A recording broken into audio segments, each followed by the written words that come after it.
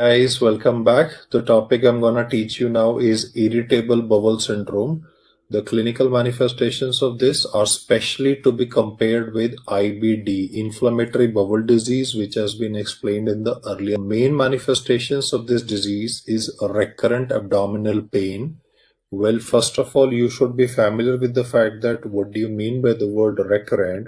So your answer in the exam would be that this tummy pain in the patient should be present for at least more than 1 day per week. The manifestations of the disease should be present for continuous 3 months. Now, what are those important manifestations? I'll enumerate before you in the next 3 points. First and foremost, most of these patients would tell you that after eating food, they start having tummy pain. Lots of time due to anxiety, or like in a female patient related to menses, this tummy pain will come, and the person will say that when they go to the washroom, there is passage a lot of gas, as a non-medical person will say, but for you guys, it's gonna be flatus, and along with that, fecal matter will be passed. So most of the time, the pain relief might be obtained, though transiently, though short-lived, after defecation. The second feature is that this is going to be associated with change in the frequency of the stool. You see 33% cases of this disease would be having diarrhea. So you will write IBS-D. Some would be having constipation, IBS-C, and some could be having mixed, that is IBS-M. In fact, some patients can change over from diarrhea to constipation. Like January, it's mainly predominant symptoms of diarrhea. February, it could be constipation part, or it could be weekly, the symptoms could be changing. So the second feature is that this disease is associated with change in the frequency of the stool. There could be most of the patients having a mixed variety. That is sometimes constipation, sometimes diarrhea, or for that matter of fact, it could be restricted to one category only. The third feature is that this is also associated with change in the appearance of the stool, as I highlighted before you. So it's the same thing that is being repeated once again, but just for the sake of definition here, I want you guys to remember that if you have an individual, especially if his age is less than 45 years of age, because let me say I'm talking about a 65-year-old man who's having a constipation which is not responding to laxatives, I might think in terms of possibility of a colorectal cancer. In fact, my first differential in a geriatric population with progressive constipation would be a carcinoma rectum. So we're talking about younger individuals here. See guys, this is a functional bowel disorder. There's no organic reason behind it. There's no malformation. There is no defect in the absorption component. It has something to do with dysbiosis. The meaning of the word dysbiosis, I'll explain to you in a while, but at the moment, the main take-home message in this topic is, if you have a patient less than 45 years of age coming to you with tummy pain on a recurrent basis, which is transiently relieved on going to the washroom, these patients can switch from diarrhea to constipation. So there's going to be change in the frequency of the stool. There's change in the physical appearance of the form of the stool. And out of these 3 points that I've written, at least 2 out of 3 should be present with RAP, that is recurrent abdominal pain. That is when you can make a diagnosis. And obviously, because it's a functional bowel disorder, it is a diagnosis of exclusion.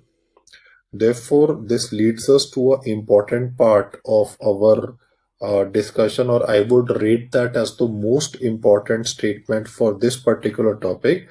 I have explained this following point that I put in the box even in the discussion of IBD, but there, because so many other things are being discussed, so there's a possibility of it being missed, so I want to highlight it again. In inflammatory bowel disease, especially Crohn's disease, because ileum is involved, there could be bile acid malabsorption. There can be bile acid diarrhea even in inflammatory bowel disease. So my point is, because diarrhea could be present in both of them, how do you differentiate? One method of differentiation is get a CT enterography, do a capsule endoscopy, do a colonoscopy, see the stricture subsequently in the bowel. So I do have access to invasive, expensive investigations, but from the patient's perspective and overall from the cost benefit ratio also, we should be having some test which is cheap enough that even in the stool, you can do this test and tell a person that, okay, you have IBD, you have irritable bowel syndrome with a fair amount of accuracy. Obviously, no test can be 100% accurate. I'm not saying that, and we don't aspire to claim make a test which is going to be 100% accurate, but we try to achieve as much accuracy as possible. So, I have highlighted this earlier, but I'm repeating this for you once again. And this was asked in the NEET exam that what test will help in differentiating. It is fecal calprotectin levels along with obviously clinical information that will differentiate. Like for example, bleeding is always a feature with inflammatory bowel disease, but in irritable bowel syndrome, you would never have bleeding manifestations. I want to highlight this fact that in IBD, that is ulcerative colitis and Crohn's disease, especially Crohn's disease patients, because they have stricture, they would be having colicky pain. Because of this colicky pain, they will not be able to sleep properly at night. I mean, there's a distinct possibility that a person of Crohn's disease says that I have never slept peacefully for last 1 year, 2 years since the disease onset because it hurts even at night. But when it comes to IBS, the topic that we're studying at the moment, sleep deprivation is rare. You see, if there is a concomitant disorder like insomnia in somebody, obviously there could be a confounding bias. But overall, I'm saying that people who are having IBS, they would sleep well at night. Similarly, malnutrition, because in IBD there's gonna be blood loss, there's gonna be protein losing enteropathy, hypoalbuminemia, swelling in the feet, swelling around the eyes. But in this case, IBS, malnutrition will not be present. So the body mass index of the patient will be well preserved. In fact, some people can even be obese and having IBS. Then, as I highlighted earlier, for this particular topic, the pain of the patient can be increased by anxiety. Like this is a young guy and he's having an exam tomorrow or maybe day after, and he's not studied well. So he's a little jittery. He's literally nervous about it. So pain will be increased by anxiety. He'll say that I have more tummy pain whenever I have an exam and I have to go to the washroom again and again. So I'm not able to focus on my books and that affects my studies. I want you to understand that in these patients, the pain is increased by anxiety, or let me say, if it's a female patient, then during their menstrual cycle, the symptoms will rather exacerbate.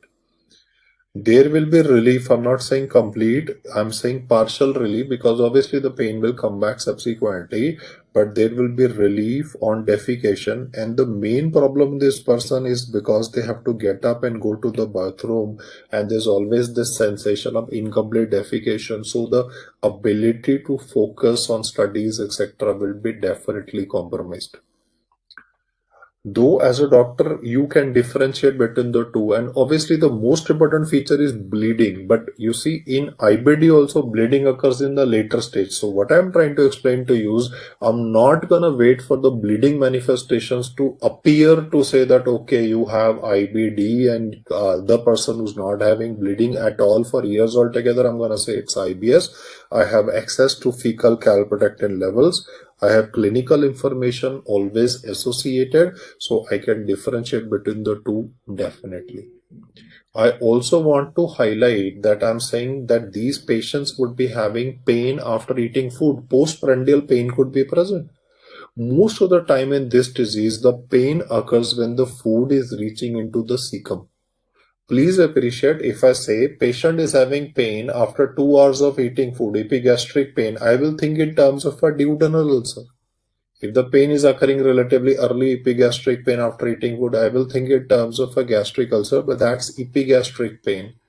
If I have a patient, and listen to this part very carefully, if you read a patient or MCQ where he has described diffuse abdominal pain, especially after eating food, then you also need to keep in your mind a possibility of abdominal angina. Abdominal angina is characterized by narrowing of the superior mesenteric artery as well as the inferior mesenteric artery. Atherosclerosis, as I've highlighted multiple times, even in cardiology, is a nasty disease. It can even involve the bowel. So atherosclerosis of the superior inferior mesenteric artery will decrease the blood supply to the bowel. You see, after eating food, you need more blood supply to the bowel for digestion process to occur.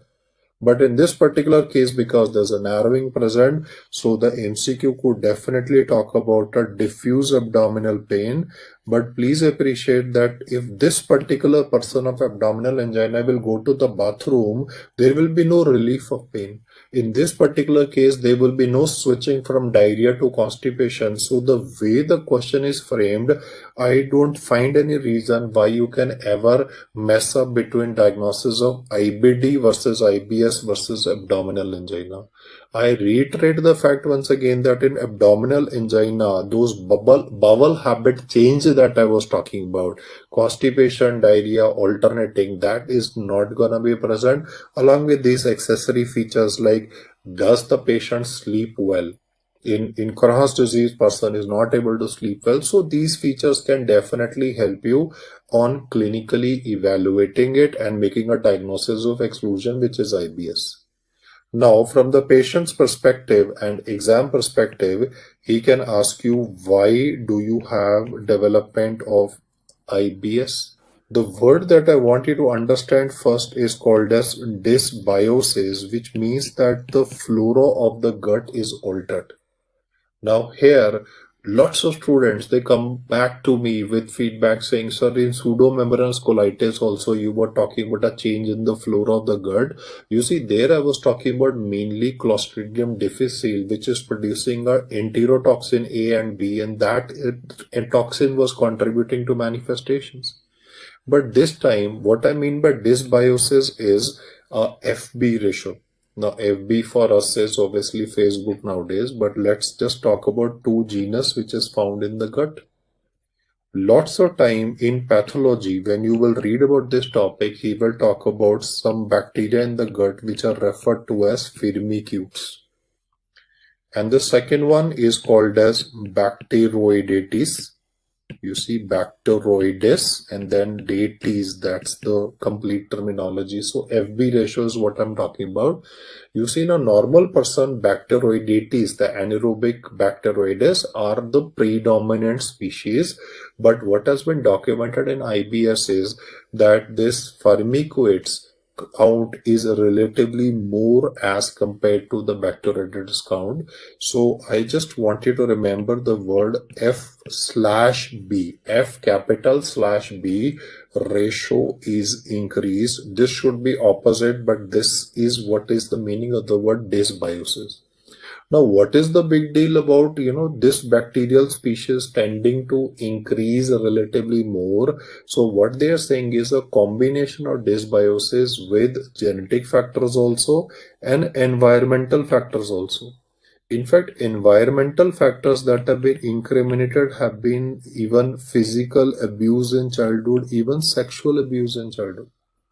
A combination of these factors will change or will contribute to altered gut flora levels, and therefore the next result that happens is altered gut permeability. Now here, just pause for a while and look at the words that I'm saying. The change in the flora. You see, the human body is living in a symbiotic relationship with bacteria. The moment the bacterial count changes, it results in altered gut permeability. The big deal about this is that now the various antigens which are present in the various food products that we are consuming, those antigens will be presented to the security system more than what it normally should. Therefore, what happens is, because of enhanced antigenic production or presentation, the mast cells get activated.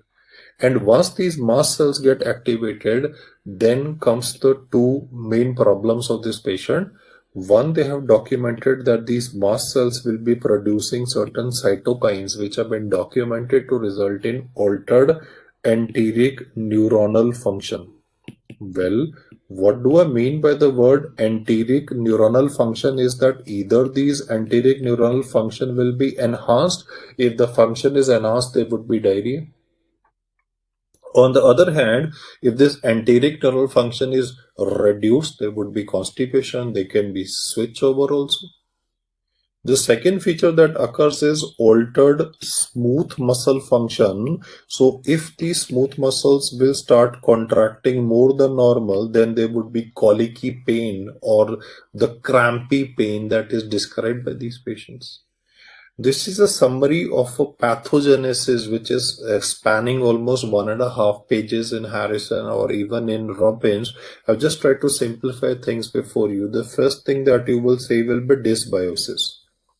This results in development of change in the gut permeability.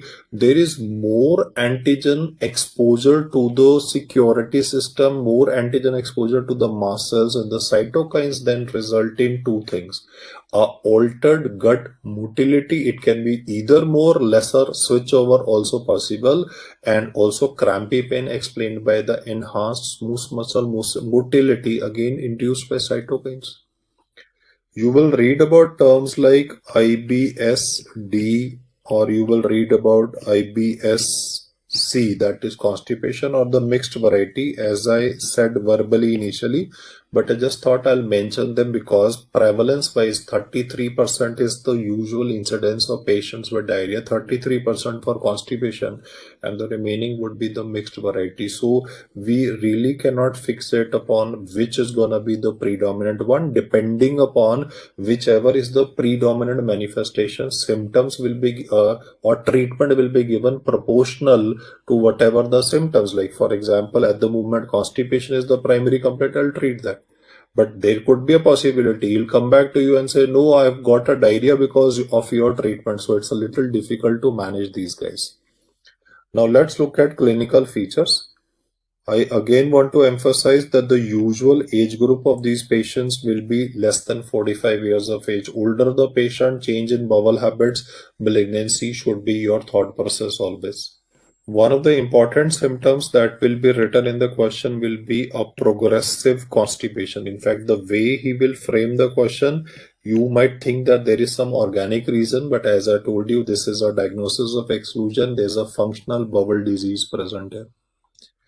The constipation will also be intractable lots of time to the laxatives that you are giving.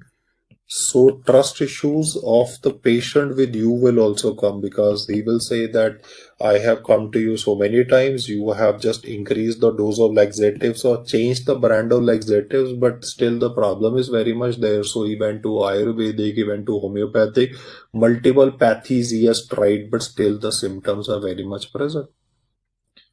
Most patients will describe in the IBS-C variety that the stools are particularly hard and they are of narrowed caliber. I mean that word, or in Hindi, I mean I can put in a better way, the narrowed stools, but for that you need to listen to the Hindi version. Stools are hard and having a narrowed caliber. Those are like a very characteristic words that would be said by the patient.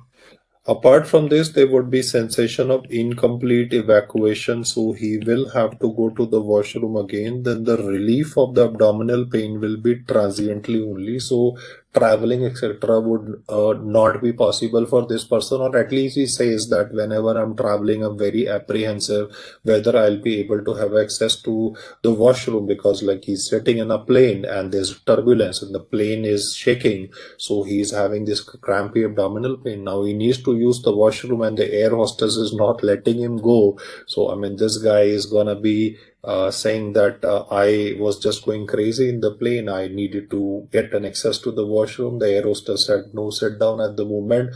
The seatbelt signs are on. The pilot has not allowed. If I'm talking about an old man with incomplete evacuation, obviously the incidence of cancer is always to be maintained. Now let's speak about the diarrhea component. Studies have shown that the volume of stool passed every day usually in these patients is less than 200 ml, which is not a very substantial amount. So it's mostly I would say a small volume loose stool that is passed by the patient. Please remember the fact that these patients sleep well at night. If you ask them, do you wake up at night and have a loose motion? He will say no. Nocturnal diarrhea is not a feature of IBS, but nocturnal diarrhea can be seen in IBD. Similarly, though I've highlighted this right in the beginning, bleeding is a late feature actually with IBS, but bleeding will never be seen. So the way the question is framed, I don't find any reason why anybody can mess up in the presentation of this disease. Lots of these patients will be having symptoms related to GERD. So MCQ or patient can describe belching, bloating, or he will say that I can hear some sounds coming from my tummy. Like, if you and me eat a lot, then they might be, you go to a good restaurant, you have eaten a lot, you might be hearing sounds coming from your tummy in a quiet room. Obviously, that would be called as borborygmi. So though borborygmi can be related to malabsorption syndrome also, but in this person also the Hindi word will be, most patients will say ki gas hota, right? So that's what I'm trying to explain for point number 3 of these patients. Then there could be nausea sensation, they could sometimes be vomiting episodes also present, or dyspepsia present.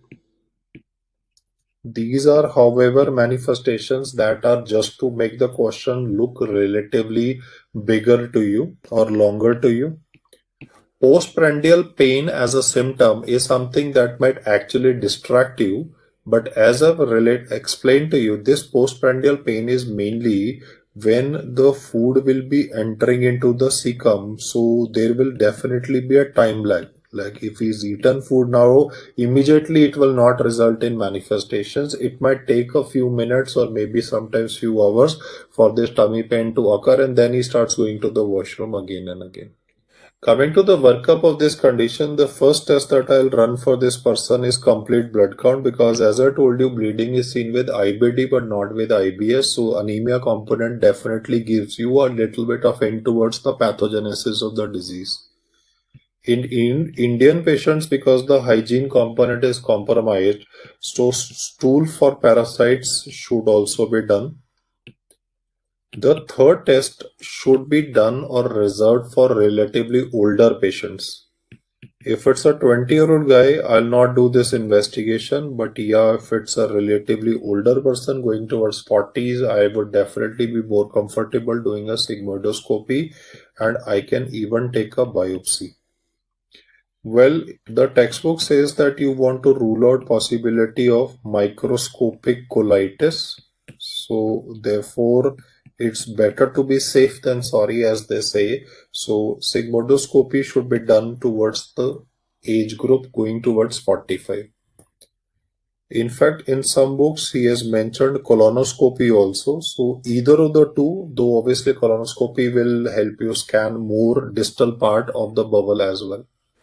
Then because these patients could be having abdominal discomfort, borborygmi, so breath hydrogen test. You see, breath hydrogen test can be false positive in this condition also sometimes. So I'm not diagnosing malabsorption syndrome, because I said the test can be false positive also.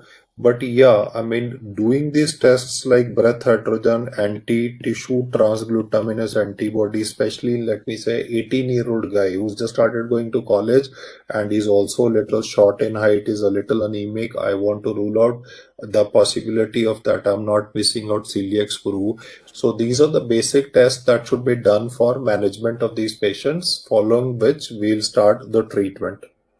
Coming to the treatment of this condition, the first answer in the MCQ would be that you need to provide a diet plan for these patients and give these persons diet low in FODMAPs.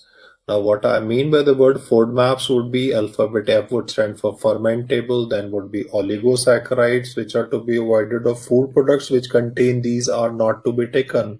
Then would be disaccharides, then would be monosaccharides. A stands for and P would stand for polyols.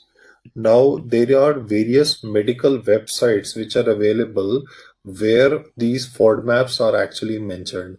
You see, food intake varies from culture to culture. If you consider North India versus South India versus, let me say, Eastern part versus, interiors of India, the food and the cultural habits will definitely vary. So, depending on the cultural practices prevalent, we will have to give up a diet plan for these patients, and the FODMAPs are definitely off the radar. And apart from this, high fiber diet would be recommended for these patients.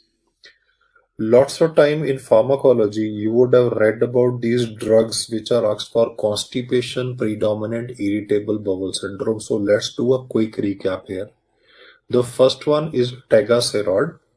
They've asked in the exam regarding the mechanism of action. So you are familiar with the fact that this would be a 5-HT4 receptor, and then it's an agonist, guys. It's not an antagonist. So they'll obviously mix and match it. Well, what is the function of this drug? What is the mechanism of action of this drug? Then if you give tegaserod, it will promote, I'm just putting a plus, that means promote peristalsis. So you will be able to enhance the GI motility and reduce the constipation component. The second one is lubiprostone, very frequently asked. This is a chloride channel activator. To remember the words here, it's a chloride channel activator. The plus sign means an activator. And well, what's gonna be the advantage here is that if chloride channel will open, then negative charges are going inside. So to counterbalance those negative charges, listen to the words carefully. Body tries to maintain electroneutral solutions or electroneutral environment.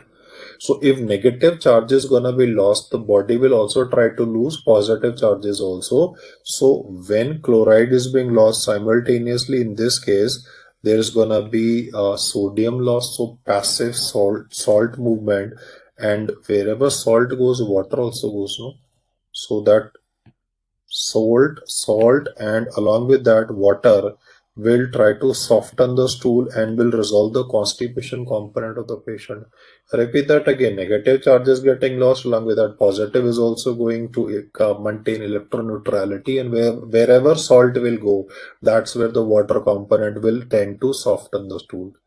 The third one is linaclotide, which has been asked recently. So slightly tongue twisting names that I want you to remember. This would be a bit of physiology, so you can just remember it at the moment at the face value.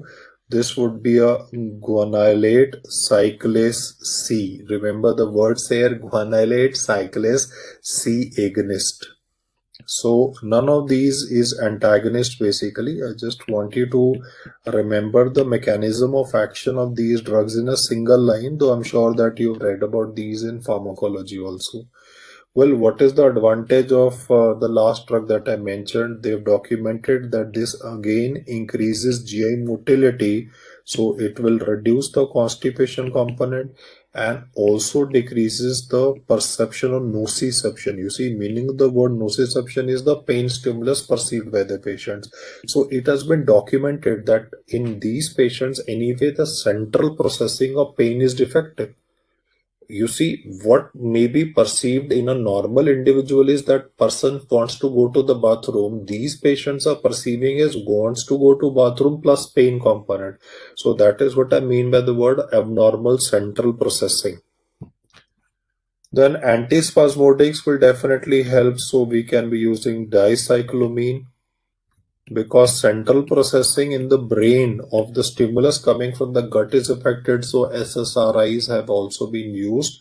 There are so many of them. You can use any one of them. Like in most of the cases, you will prescribe paroxetine to the patient. In fact, here I also want to mention regarding allocitron, though you can read about this drug from pharmacological domain again. Allocitron, the advantage is it decreases the perception of pain. I highlight the fact that these patients might be perceiving, that's the point, these patients might be perceiving bowel movement as pain. You see, for normal person, bowel movement means go to the washroom. In this person, the bowel movement is being perceived as pain. So we have used drugs which modulate the central processing of the stimulus that come from the gut. Then rifaximin and neomycin course has also been used for in short duration. You are aware both of these are bacteriostatic antibiotics and have also been discussed in literature of management of hepatic encephalopathy. Then prebiotics and probiotics can be also used well. What is the difference? The prebiotics would mean that you will give products that will increase the activity of the good bacteria in the intestine. I repeat the statement. Prebiotics basically mean, the word is pre, you're giving products that will increase the activity of the bacteria. Whereas in probiotics, you are actually giving bacteria. Nowadays probiotic milk, probiotic products are also available. So you're giving live microbes to the patient. Well, what are the usual live microbes that would be recommended for management of this condition? Then to which you have read multiple times, bifidobacterium. You see, so many drinks are nowadays available. Even if you go to Mother Dairy, you will be having a probiotic lassi or a probiotic milkshake available. So that would be having bifidobacterium and lactobacillus. And in fact, this is a booming industry nowadays, because they're saying that the level of the bacteria in the gut decides the health of an individual. That's what they're trying to promote. So many energy drinks are available that would be loaded with these live microbes, that is probiotics.